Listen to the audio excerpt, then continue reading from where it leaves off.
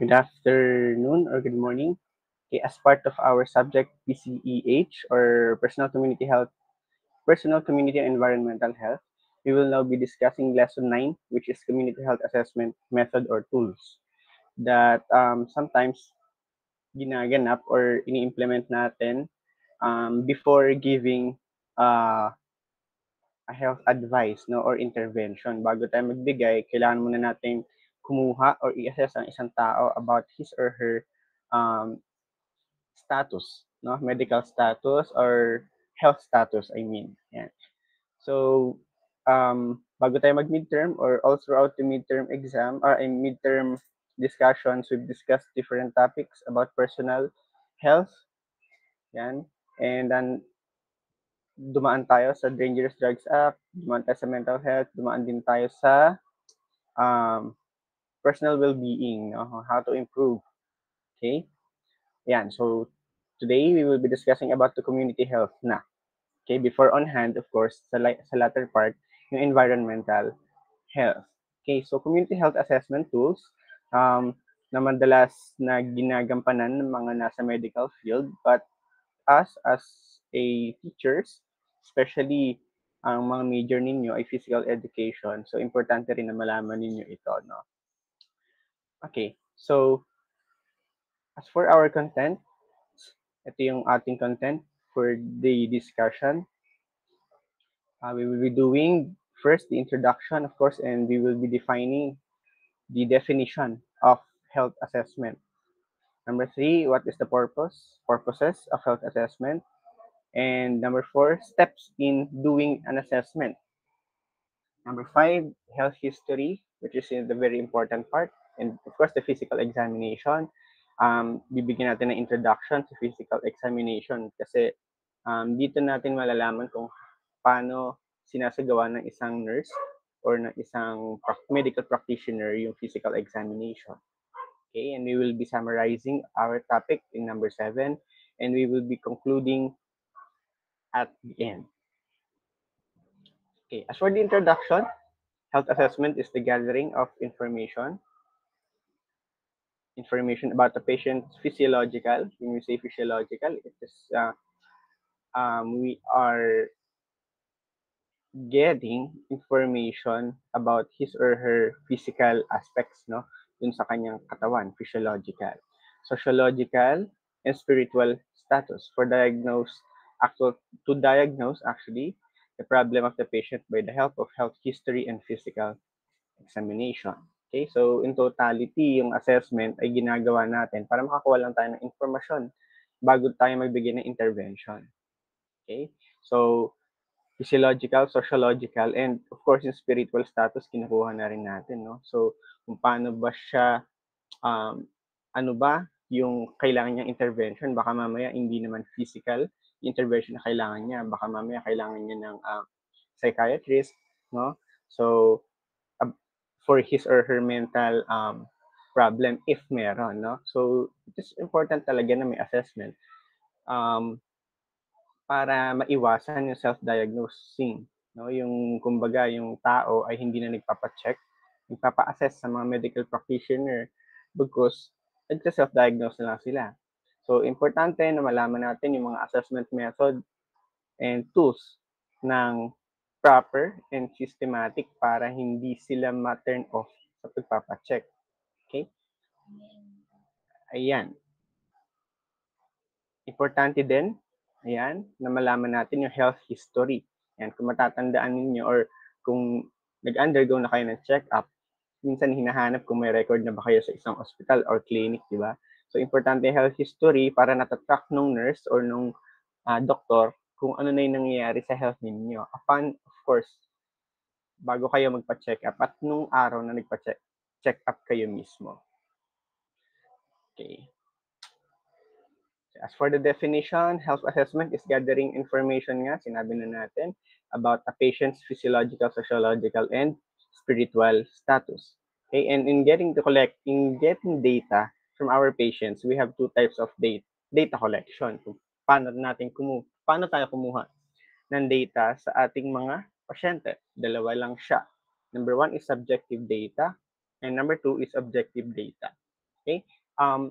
But how do we integrate this topic sa atin na mga teachers? Paano naman yun? No? Kasi more on the medical terms yung mga nandito. No? So meron din naman tayong mga subjective data and objective data sa education, sa teaching field, di ba? So, meron din tayong assessment. Yan. So, number one din yung assessment sa atin. So, number one is subjective data. Ang subjective data po ay yung mga informasyon na nakukuha natin sa ating pasyente. Okay? So, pwedeng nakukuha natin to sa pamamagitan ng mga information through figures, ng kanyang mga um, timbang, no? Yung mga sinusukat na data, and so on and so forth. Number two, meron tayong objective data. Ito naman yung information through observations only. Okay, so hindi ginagamitan ng mga apparatuses, bagkus ino-observe lang nung nag-check. Okay? Kadalasan yung mga checking, yung assessment kasi na to ay sinasagawa sa triage, no, sa mga ospital. Okay? So as for the subjective data, number one, kinukuha agad yung blood pressure. Ayan. So, kailangan ng data dyan. Hindi mo naman masusukat ang blood pressure and yung timbang through objective data. No, wala namang nurse na nag-aral ng ilang taon para malaman lang through observation yung kantimbang, no? Ay, medyo mataba ka. Hindi naman natin nilalagay yon. So, instead, we are using a weighing scale para makuha yung timbang niya. And of course, the blood pressure, ano pa ba? Blood sugar, yan. Yun yung mga data na nakuha natin subjectively. Pag objective naman, ayun nga, sinabi ko kanina, through observations only. Okay? So, pwedeng sa manilaw yung mata, no? Papansin mo, upon checking up na medyo payat siya, nangangayayat siya, pale yung kulay ng kutis niya, no? Kulay ng mata, ano pa ba, labi, yung fingers, yung mga medyo may nagkakulay violet yung mga daliri. Yun yung mga objective data na nakukuha natin through only or merely observations. Okay, so bakit mahalaga yung data collection natin or assessment? No, kung matatandaan nyo, sa assessment of learning 1 ninyo, no, through assessment, we are getting feedback. And that feedback, ginagamit natin para i-improve yung ating teaching style or yung gap na nakita natin doon sa mga bata. No? Nagpapa-exam tayo para makita natin kung may kakulangan. So, ganun din sa medical field. Okay? So, feedback yon na yung feedback na nakukuha natin sa mga data through subjective and objective data collection, ginagamit natin yon for the benefit of the patient. And actually, hindi lang para sa patient, para na sa improvement ng doctor, no? Doctor, nurses, or medical practitioners, pati na rin siguro sa research. Mamaya, madadaanan natin yon. Okay, but what are the purposes of health assessment? Okay, we have 7 indicated, but marami pa yon. Okay, first and foremost, to collect data about physical, mental, and social well-being of the client. Yan, para magkaroon tayo ng data, okay, doon sa status ng pasyente natin. Okay, and just to mind you, in getting the data of our patients, meron na tayong batas, which is the Data Privacy Act, that whatever information that we get from our patient, it should be in confidential form. Dapat hindi natin sinishare, no? Kung hindi naman siya necessary. Of course, we might share the information if necessary, kung talagang for emergency. Of course, kailangan mo i-share sa doktor. If you are a nurse, i-share mo sa doktor yung data para makagawa siya ng intervention or ma-check niya kung ano yung kailangan ng pasyente. Okay? And hindi na rin physical na lang ang kinokollect nating data. No? Meron na rin tayong mga mental and social well-being data na kinukuha. No? Kung ano ba yung environment. No?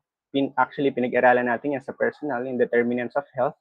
Ano ba yung mga determinants or factor na nakaka-apekto sa isang tao. Okay? Pwede environment, the government, the policies. Diba? Marami yan. Okay, so factor na kasi yun. To determine the cause and extent of disease. Yan, kung meron na existing na disease or sakit si patient, malalaman natin kung saan nagsimula or kung hanggang saan aabot if hindi siya, alam niyo yun, mabibigyan lunas, no? So, di ba minsan sinasabi sa atin na kapag hindi po ito naagapan, ganito, ganito. Okay? So, the nurse, at first hand, dinedetermine niya na kung hanggang saan naabot ng sakit if hindi natin naagapan. Okay? Without any health intervention. Okay? Third, to identify the problems in early stage. Okay, I think this is the most important purpose of health assessment, to identify the problems or diseases in early stage pa lang. No, much better kung wala kang made-detect or made-diagnose sa'yo na kahit ano. But to identify a disease at the early stage, much better kasi mas maaagapan mo yung paggagamot. Hindi siya magiging uh, chronic, no? Hindi siya maglalala. Yan. So, prevention ang nandito. Prevention is the word for the third purpose. Okay? Fourth is to contribute to medical research, tulad na sinabi natin kanina, no? Hindi lang tayo nagko-collect ng data just for the patients and for not just for the patient and the health practitioners benefit, but yung data na yon pwede rin natin magamit sa medical research as long as meron siguro, no? I'm not that familiar, no? Na dapat meron ding what do you call this one? Merong permission doon sa patient to use his or her data to the sa medical research na gagawin if ever na meron. Okay, lalo na kung yung mga sakit ay uso, epidemic, yung mga bagong sakit, no? So, dito kasi nagkakaroon ng discoveries about the antigen, no? Pwedeng nasa dugo mo may antigen ka pala. Yan, makakontribute ka sa medical research na gagawin. Okay? And next, to determine the nature of treatment required for client. Okay? Dito na, didetermine na ng nurse or doctor kung anong intervention yung pwede sa'yo. Okay? Hindi lang naman siguro nanguhula yan, no? So, kung magpapa-check up kayo, may mga steps tayong pinagdaraanan, no? First, of course, a triage. They will get your name, if you have any records, no? Medical records, I mean. Tapos, they will get your vitals, your weight, and your blood pressure. Okay? And after nun, magpo-proceed na kayo sa check-up, no? Dito na kayo tatanungin ng doktor kung ano ba yung mga history ninyo na tinake, na medicine, pagkain, environment ninyo, so on and so forth. So that he or she can give a proper treatment for you. Okay? Next, to certify whether client is medically fit to resume duties. Yan. Dito naman, ginagamit ito sa employment or no, kung employability ba yung isang tao. Okay? So, actually, ginagamit din ito sa school kung if you are fit to study, if you're fit to work. No? So, kailangan may mga requirements din sa employment na kinukuha through medical records, tulad nga na lang ng yan, mga fit to work and fit to study, para malaman nila kung talaga bang kaya mo na magtrabaho sa ganong environment given dun sa condition na meron ka. Baka mamaya hinihika ka and magtatrabaho ka sa pabrika ng harina, no? So, conflict yon. So, the doctors may certify na physically fit ka, no? Or mentally fit, kasama na rin, hindi na lang tayo physical, di ba? Mentally fit ka doon sa environment ng trabaho or ng pinag-aaralan mo kung fit ka ba. Okay? Last, to evaluate or monitor the changes in client's health status. Okay, so hindi lang naman tayo nagpapacheck minsan kung walang sakit. Okay, so yun yung isa sa mga nakasanayan natin, nagpapacheck lang tayo kapag may sakit, no? Kasi, bakit? Of course, they are determinants. Probably because of the cost, the time, okay, and the convenient. Okay, so hindi natin nakakasanayan magpa-check up ng in time dahil nga sa mga ganong determinants or factors. Okay, but lastly, kaya tayo nagpapa-check talaga, yung health assessment is para ma-monitor, no? Kasi kapag na-monitor mo ang iyong health status, napakadali sa isang doktor siguro, I'm not a doctor, but kung ako kasi ang doktor and kumpleto ako sa information na meron ka and consistently nagpapa-check ka, na monitor ko yung different aspects of your health, no? Siguro mas mabibigyan kita ng magandang intervention about your health, no? And mas kilala kita, mas kilala ko yung katawan mo kung paano mag-react or saan ka may ganito, may allergy, ganyan. Yan. So, much better talaga na nakakapagpa-check tayo regularly. Okay? So, yun, when we say check-up, hindi lang naman ito about physical or mental check-up. No? It is not limited to that, to those. Pwede ring dental, eye check-up, no? Yan yung mga check-up na dapat consistently ginagawa natin or regularly, no? Sa isang taon, if I'm not mistaken, twice or thrice, either both na yan, no? Ayan. So, yan yung pitong purposes of health assessment. Next is the process of health assessment. Okay, so we will first define what is health history. Ano ba yung health history na tinatawag? Health history is a data. Okay, it is a collection of data, subjective data regarding clients' health in a chronological order. What is subjective data? Subjective data are data with figures that we sometimes measure during the pre-check-up, no? Yan. So, ito yung mga hindi nating ino-observe. Diba? Pag ino-observe natin, objective, but pag sinusukat natin, subjective. Okay. But why should this be in order or systematic? Bakit ba dapat in chronological order? Bakit hindi ba muna pwedeng mauna?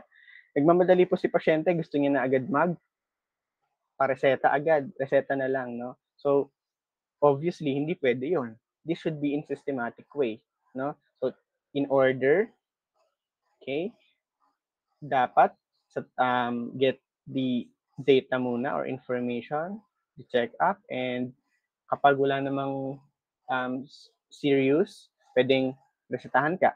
Or kapag serious yung sakit mo, pwede kang endorse for confinement, no? Yan. But why should this be in order ulit? First, to gather of subjective data from client. Yan. To develop nursing diagnosis para yung diagnosis ng nurse sa'yo ay hindi mamali. Okay? So, hindi naman pwedeng diagnose ka without subjective data or kahit objective data man lang, no?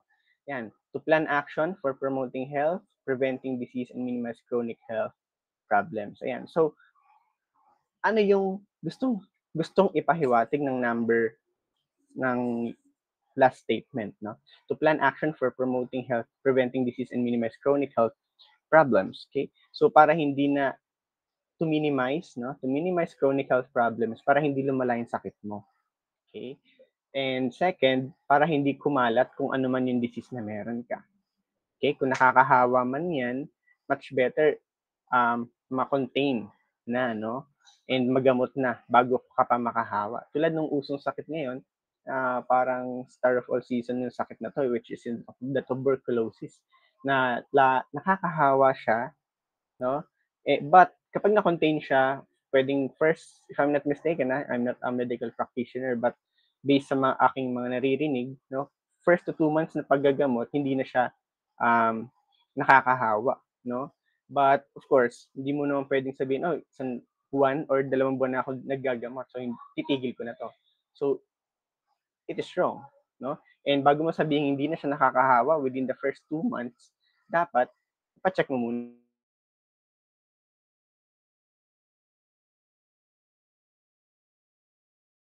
outside world. Okay? And bakit tuberculosis yung best example na dapat i-minimize, no? Kasi nakakahawa talaga siya and nakakamatay kapag hindi siya ginamot, no? Although libre naman, ibinibigay na gamot ng Department of Health here in the Philippines, you will be undergoing 6 month 6 months medication. Depende sa lala, no, ng iyong TB, kung akit ba yan or talagang malala siya.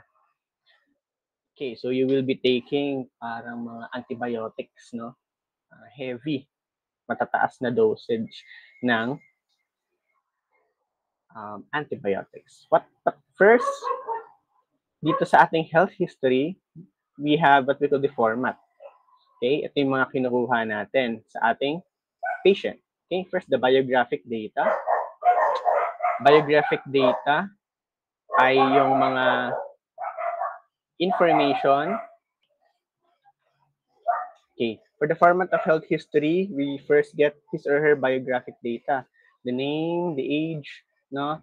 The address if it is necessary, no? Ayan, kinukuha natin yan. Chief complaints, kung ano ba yung kinocomplain niya, no, masakit dito, ganyan. And third, history of present illness, kung meron siyang naging sakit, no? Prior to what he's complaining, no? Ngayon, nung nagpapa-check up siya. Kung nagkaroon na ba siya ng sakit na yun dati? Yan. In connection with the illness that he or she is complaining to you.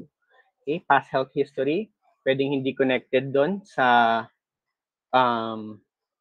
sakit niya ngayon, no? Kung nagkaroon ba siya na-stroke ba siya, no? Anything about his or her health. Okay? Next is the occupational history. Kung saan ba siya nagtrabaho. Yan. Ano ba yung mga past work niya na probably makaapekto sa investigation mo, no, or sa inspection or sa assessment. Yan. Health assessment mo. Yan. Next is the environmental history. Ito naman yung environment natin na kung saan siya tumira. Yan. Yan, di ba isa yan sa mga determinants natin? Kung saan siya tumira, ano yung kalagayan ng lugar na tinitirahan niya sa kasalukuyan, no? Kung siya ba ay nakatira sa gilid ng sapa, sa gilid ng bulkan, sa tabi ng hazard, no? Sa mga ganyan. Physiological history, ito naman yung mga physical aspects niya, naputulan ba siya ng ganito, nasugatan, anything about his or her physical aspects sa katawan niya, physically. Okay? And of course, lastly, you will review the system. Okay? So, dito ka na magko-conclude. Okay? Ang isang medical practitioner, no, ay kailangan, tulad na sinabi natin kanina, ay systematize and merong order. Okay? So, hindi naman pwede sa huli mo lang, ano nga pala pangalan mo ate? Ganyan. So, dapat first on hand, you will get the biographic data. It is recommended to follow the flow, no, ng pagkuha ng different information. And bakit kailangan may flow and bakit alam natin yung format? Okay? Para wala tayong mamimiss na any information na baka pala makaapekto, no, sa atin sa ating ibibigay na intervention sa ating mga patient. Okay? And us, as patient, kung tayo naman yung magpapacheck, importante din siguro na alam natin yung format, hindi lang dapat nung nurse, no? Kasi kung alam natin yung format, alam natin yung sasabihin natin sa ating sa mga mag-check sa atin, no? So, mas makakapagbigay sila ng magandang reply, no? Or recommendation sa atin, health recommendation, kung kompleto nating maibibigay itong 8 na to. So, it is very important din pala na alam ng patient itong 8 na to. Okay? Much better kung dalawa kayo, alam yan. Next is the components of history. Ano naman yung component ng history yan? Binanggit natin kanina sa biographic data is yung mga personal and social history like the name. Okay? Kung ano yung mga pinagdaanan niya within this past weeks or months na may kinalaman sa kanyang health, no? Kung alam niya na makakaapekto yon, dapat masabi niya sa'yo. Okay? Family history, isa to sa mga vital sa pagtatanong, no? Kung may inherent ba or kung di ka man napamanahan ng kayamanan ng magulang mo, at least nabigyan ka ng sakit na diabetes type 2, no? Napamanahan ka ng diabetes through your genes, no? Yan yung pamana sa'yo, sakit. Yan. So, importante din na masabi natin na kung hindi man sakit, pwedeng mga sakit sa puso, yan, namana, yan. Next is yung past medical history, kung ano yung mga, kung nagpa-check ka na ba dati, anong medicine, type of medicine ang tinake mo. Okay, kung gumaling ka ba ron, hininto mo, ang tawag nito, tinigil dahil wala nang interest. Magaling na ako tigil ko na to. So, ganun. Of course, the present illness. Yan. So, hindi porket history, yung mga past lang. Dapat, of course, in present. So that the medical practitioner would know the interconnection of that. No? Kung ano yung connect-connect ng mga sakit na pinagdaanan mo. Kung kawawa naman, kung ang dami mong sakit na napagdaanan. No?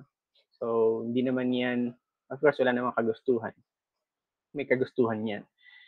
Okay, chief complaint, kung ano yung pinaka-main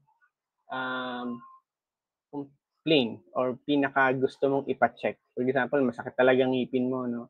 So, yun yung chief complaint mo. Yun yung guiding force o yun yung nag-force sa'yo para mag-undergo na health assessment. So, yun yung chief complaint mo.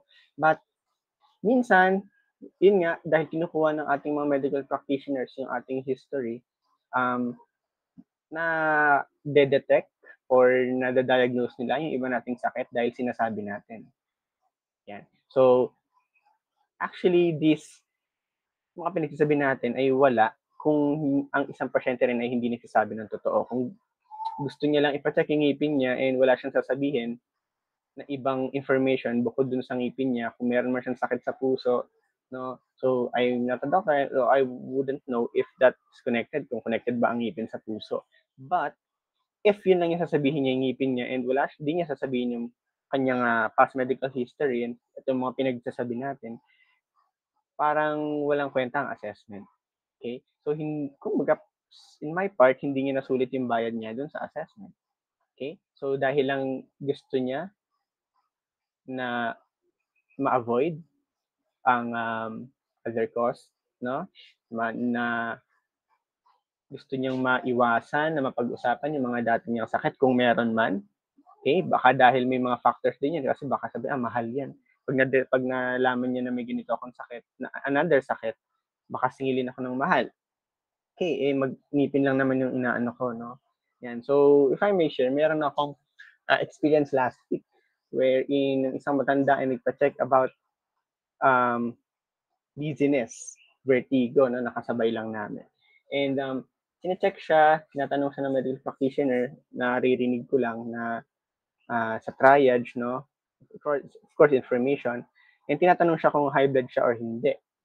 Okay? So, nung tinanong siya, ang sagot niya ay, bakit niyo ako tatanungin kung high blood ako hindi, nahihilo lang naman ako. Yeah? So, of course, isa rin sa dapat alam ng nurse is to empathize, no? To sympathize with the patient. Pero sa mga ganung pagkakataon, parang mapapatanong ka na, ba't ganun? Ba't ganun si nanay? Pero of course, given the age, yan. So, kailangan nating intindihin. And we have to explain it ng mas malumanay. Yan. So, isa rin to sa mga, tawag nito, hinaing ng mga pasyente sa mga medical practitioner natin, lalo sa public hospitals, no? Or public health facilities, clinics, or centers. Na dapat sympathize naman natin ating patient kapag nire-receive natin sila sa ating mga facilities. Hindi yung pagpunta nila, parang may kasalanan sila sa atin, no? So, dapat malumanay, lalo na kung nagtatrabaho sa government. Okay? So, what is the format ng family history and past medical history? Ito sa kaliwa. Type of family. Yan, kung nuclear family ba ang tawag doon. Kung ano bang type of family meron ka, hindi mo naman sasabihin na middle class ka. Hindi gano'n, no? So, yan. Pero kadalasan sinasabi na indigent, of course, kasi meron mga benefit tulad ng PhilHealth and the HMO. Ayun, yung PhilHealth, no, insurance. Okay? So, pag mahirap, indigent, at sinabi mo indigent ka, nakaka-apekto yon sa intervention. No? Probably hindi naman dun sa medical process, kundi dun sa billing mo, sa cost. Okay, number of members in the family, bakit kailangan to? Kung nakakahawa ang sakit mo, probably undergo ng intervention din yung mga members ng family mo. Okay? Any significant illness in the family? Yan, sakit sa puso ba? Ano ba yung usong sakit sa pamilya? Yan, health history of the family. Ano ba yung mga pinagdaanan ng pamilya in terms of health history? Pwede yung si mami nagkasakit sa puso, yung anak niyan meron din, and ikaw hindi mo pa alam kung meron ka. So, by the use of the family history data collection, no, subjective and objective, malalaman natin kung ikaw ba ay napamahagian or naambunan ng blessing ng iyong mga lola at lola in terms of illness or disease. Yan, wag naman sana, of course. Past medical history, yan, any illness in the past. Okay? Immunization, which is the most important thing na pinagdaanan dapat ng isang tao, no, ng isang Pilipino, dapat may kumpleto ka ng bakuna. Okay? And meron tayong mga supplemental immunization na ginagawa. Kapag nakagat ng aso, we may take immunization for anti-rabies. And hindi lang aso, of course, ng mga animals na rabid. Okay, third, medical illness, surgical illness, and present illness. Okay, so the term is illness, no? So lahat ng past medical history mo in terms of illness na nadama mo, inubo ka ba, no? Kung maliit na bagay man yan, sabihin mo pa rin. Malay natin maka-apekto doon sa observation or inspection na gagawin ng mga practitioners natin. Okay, so ang daming mga terms na for medical, no? But how do we, yun nga, tanong ko kanina, how do we integrate this topic in the teaching field or in the education? Okay, so what if you are a full-fledged teacher, physical education teacher, and someone or one of your students consult you about his or her illness. Meron daw siyang sakit, ganyan. Or nag-activity kayo, pero di, matamlay siya. Ano? So, ano yung mga gagawin mo kapag lumapit siya sa'yo? Ano ba yan? Pwede, sasabihin mo ba agad na hindi na pwede, kailangan mo mag-activity kasi wala kang grade? Of course not. You were a physical education teacher. You know better. Kaya pwede mong sabihin yung mga pinag-aralan natin ngayon na kunin mo muna information. No?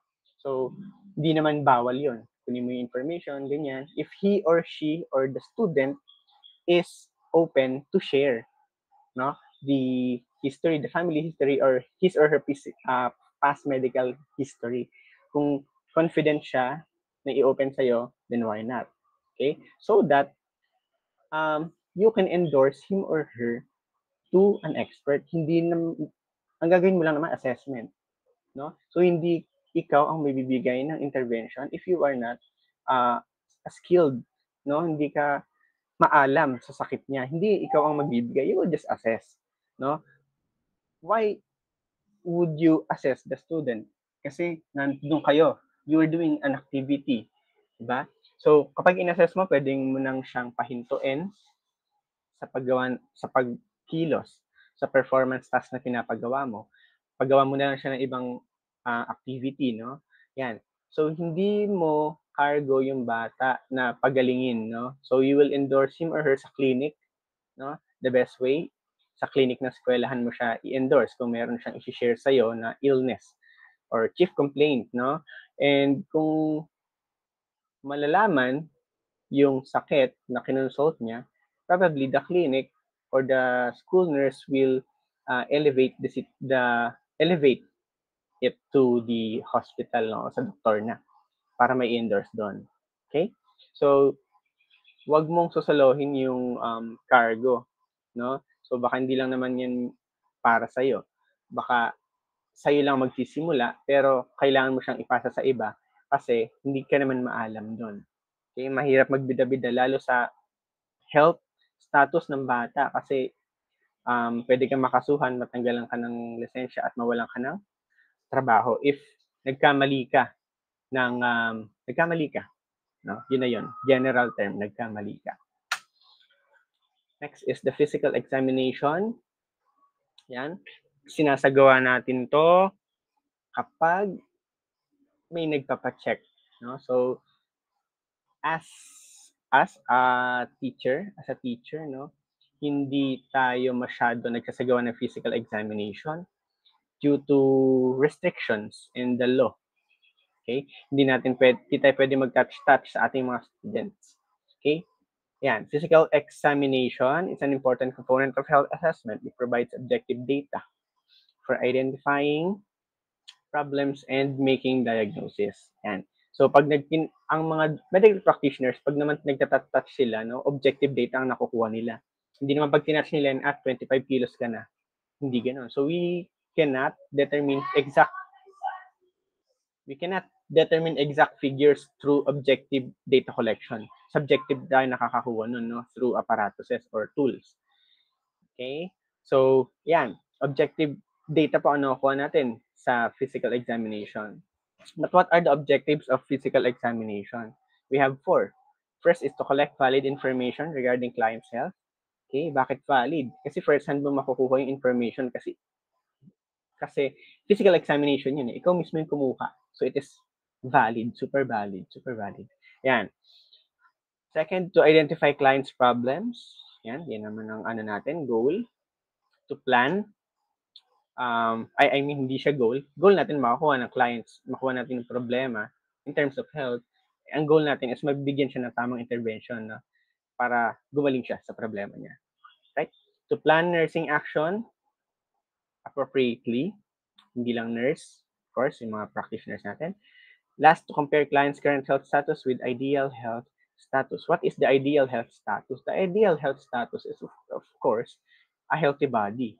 Okay? So, kino-compare ng ating mga doktor or nurses yung health mo, current health mo, sa ideal health status na dapat meron ka, pwedeng based or in your BMI, no? Dapat ganitong edad, ganito timbang mo, ganyan, and so on and so forth. Dapat ganito ka, wala kang sakit, ganito ka tangkad. Okay?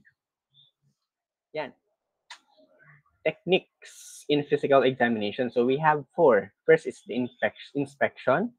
Hindi yan doktor po yan at pasyente, hindi po yan inspection ng drugs. Okay? So palpation, percussion, and auscultation.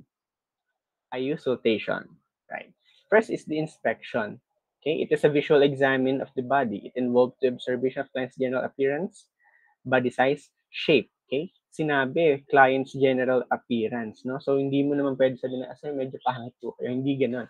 Yung appearance na sinasabi natin is pwedeng yung color of his fingers, yung sinabi ko kanina, no? His eyes, his teeth, lips, no? Skin color. Yan. So, hindi natin sabihin na medyo, sa edad niyo pa, medyo malaki po mata niyo. Hindi ganon. So, the body size, pwedeng obese ba siya or malnourished or underweight, ganyan. Okay? Kasi makikita mo na, yung masasabi mo underweight siya, but you cannot determine the figures kung ilang kilo siya. No? So, mapapansin mo naman kung payat talaga. Of course, underweight yan. Wala namang payat na mabigat. Diba? Of course, the shape. Okay? So, hindi mo sabihin na, ma'am, sir, ikot po para malaman ko po yung vital signs ba yun? Parang yung mga numbers, yung bewang, ganyan. So, hindi natin kinukuha yon. Okay? Yan, and we should be more careful in getting or inspection. So, inspection niya sa visual, no? Through visual examination. Lalo tayo mga teachers. Yan, lalo mga lalaking teachers. Okay? As much as possible, kapag ganyan, ibigay nyo na sa mga babaeng teachers, no? Kung may kaibigan man kayo, or i-redirect nyo na agad sa clinic. Huwag nyo nang do not undergo or decide. Huwag na kayo mag-decide na i-inspect niyo yung bata. Okay? Kung hindi naman talaga siya ganun ka lala. Yan. Pasa nyo na sa clinic. Observation includes color, texture, posture niya. Baka bali-bali na yung buto. Of course, the posture, makita mo naman yan. Di mo naman kailangan ng weighing scale para malaman ng posture. Through observation, you can see whether his or her posture is not good or is not suitable para sa kanya, no? Kung di tala sa edad. Yan. So, bata pa lang, kuban na. Probably, yung mga ganon, inborn, yan, or through accident. Okay, mobility, kung nakakalakad ba, kaya ba maglakad ng diretso, or pag naglalakad, ika-ika. Okay? Nutritional status, malalaman mo naman yan sa size ng katawan niya. Okay? Pwedeng sa size ng arms, pwede rin sa stomach, sa tiyan. Kung malaki yung tiyan niya at payat siya, yan. So, through observation, malalaman mo naman yan siya. Okay? State of consciousness, makikita mo naman yan kung nawalan siya ng malay, of course. Personal grooming, I bet to disagree with the third one, no? Personal grooming, no? Though determinant siya ng health natin, pero much important is yung mga aspects, no? Na may mas importante pang information kaysa sa grooming. So, di mo na pwedeng, sir, naliligo ka ba? Ganyan. Although, determinant siya, pero as much as possible, we should be more careful in asking questions. Fourth is expression and body fluid. Kung ano ba yung mga nagpapawisan ba, no? Naglalaway, no? Naluluha, kung may ear problem, may lumalabas sa tenga niya, no? Kung anything na body fluid na lumalabas sa kanya sa ihi, no? Pwede, yung ihi, pwede mo naman lang siyang tanungin, no? Ayan. And sa expression, more on mental aspects na siguro siya, no? Kapag tinatanong mo, parang bad trip siya, and bugnutin, gano'n, probably may hindi lang physical, no? Yung kanyang illness or problem, physical problem, baka meron siyang mental problem. Okay, but of course, hindi natin pwedeng tapusin ng diagnosis doon. We should have a proper and systematic intervention bago natin i-diagnose siya with mental health problem. Next is palpation. Palpation is the touching sensation to felt the texture, size, shape, and location of organ. Ito yung mga pindot-pindot. Okay? Sa pindot-pindot, we have two types, gentle palpation, deep palpation. And gentle palpation, from the word gentle, okay, attained by pressing 1 centimeter in depth for assessing skin. Pipindutin mo siya.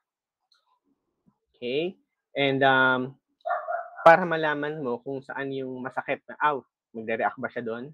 Okay? Or kung, actually, any reaction is a reaction. Okay? Pag nag-react siya na masakit, probably nandun yung sakit niya. Pag di siya nag-react doon, baka manhid siya, baka may something within his or sa neurons niya, di kasi ako medical practitioner, no, na nakaka-apekto doon, no? Pero napaka-importante ng palpation. Yan. So, pag gentle, 1 cm, of course, di mo na kailangan kumuha ng ruler. Okay? So, tansyahan siya na basta gentle. Okay? Sa pagkuha ng pulse rate, di ba? BPE, alam niyo kung paano kumuha ng pulse rate. Yan. So, or pulso, kung meron o wala. Through palpation, nakikita natin, nalalaman natin kung may pulso o wala. But we don't know the rate. Okay? We might know the pulse rate by using apparatuses or tools na, gadgets. Okay? Pwede na rin sa smartwatch, nalalaman natin yung pulse rate ng ating patient or ng ating kinukuhanan ng pulse. Okay? Number 2, deep palpation, medyo malalim, which involves use of both hands and to press 4 cm in depth.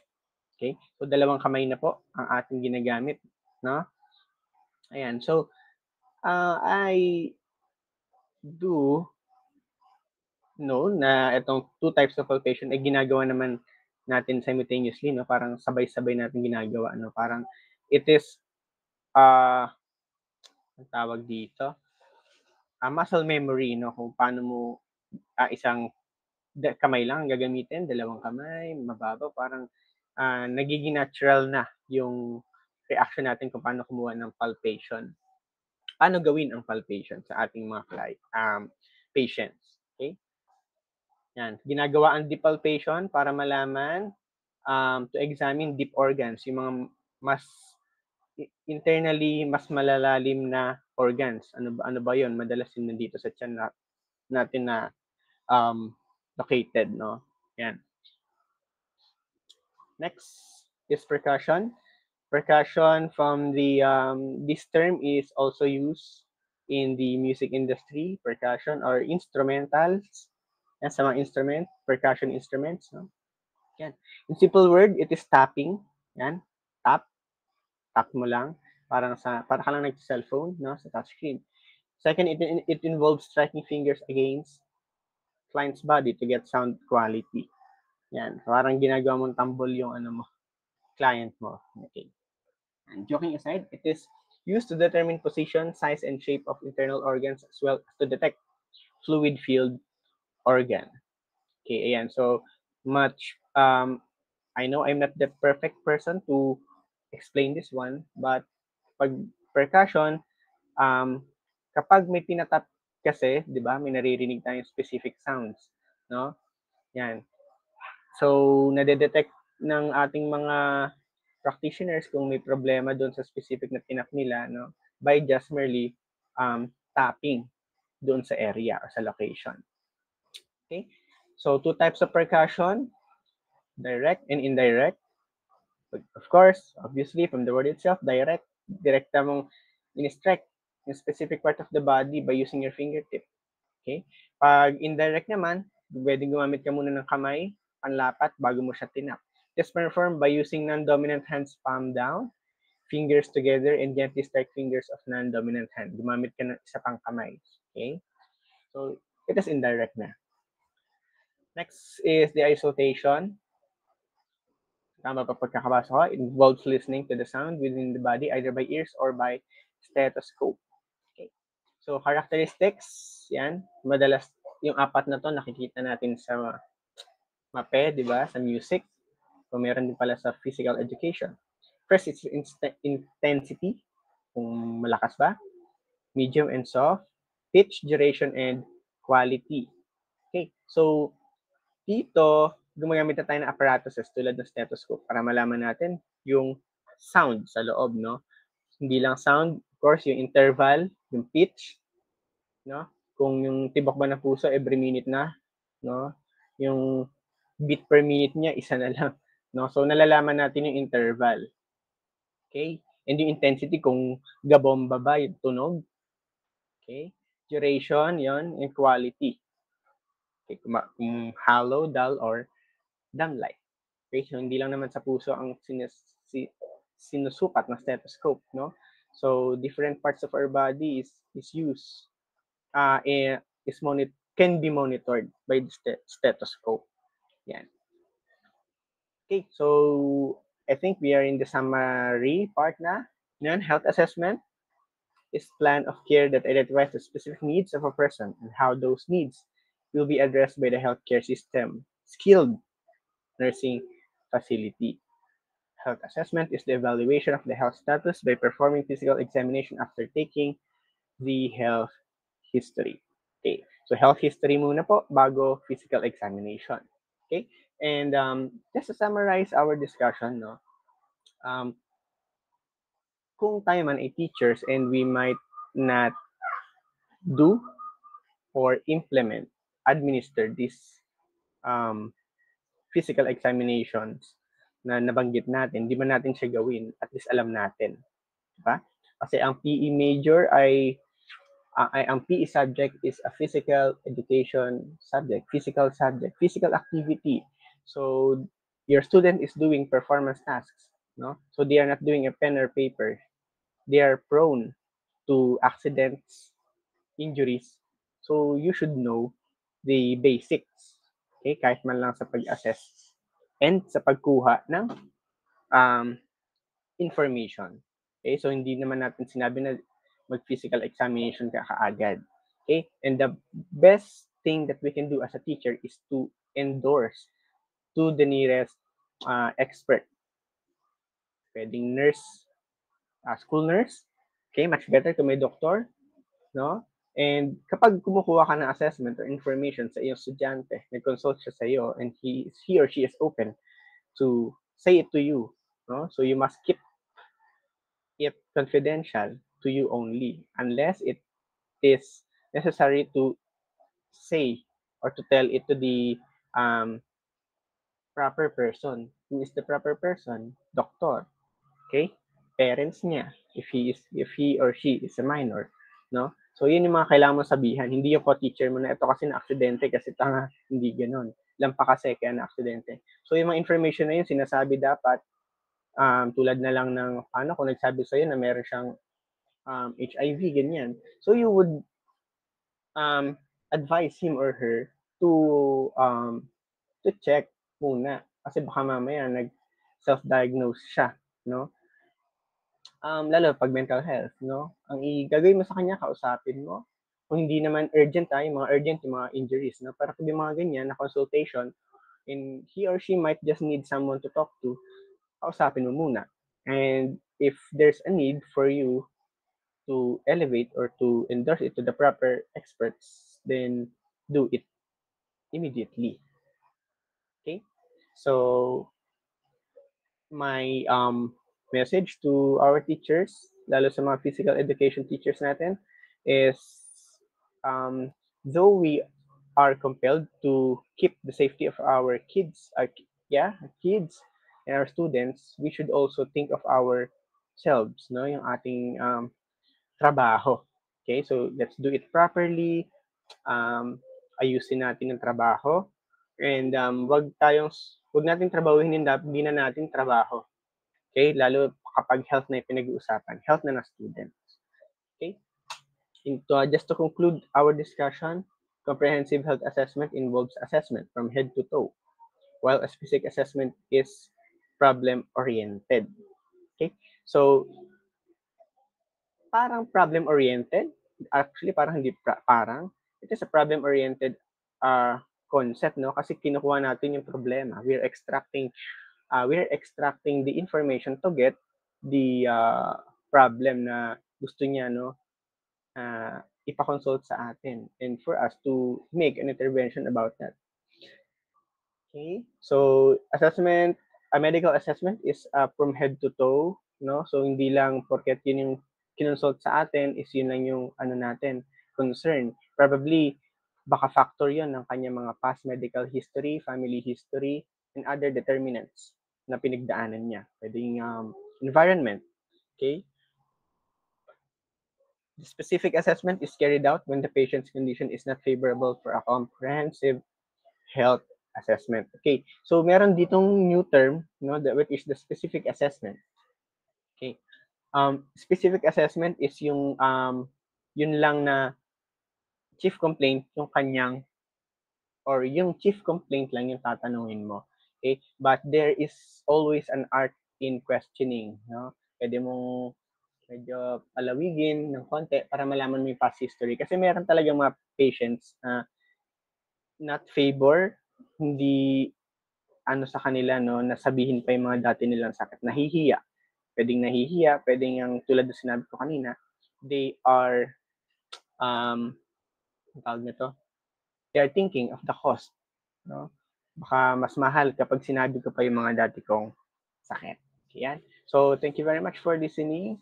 Okay? So, this is the end of the slide.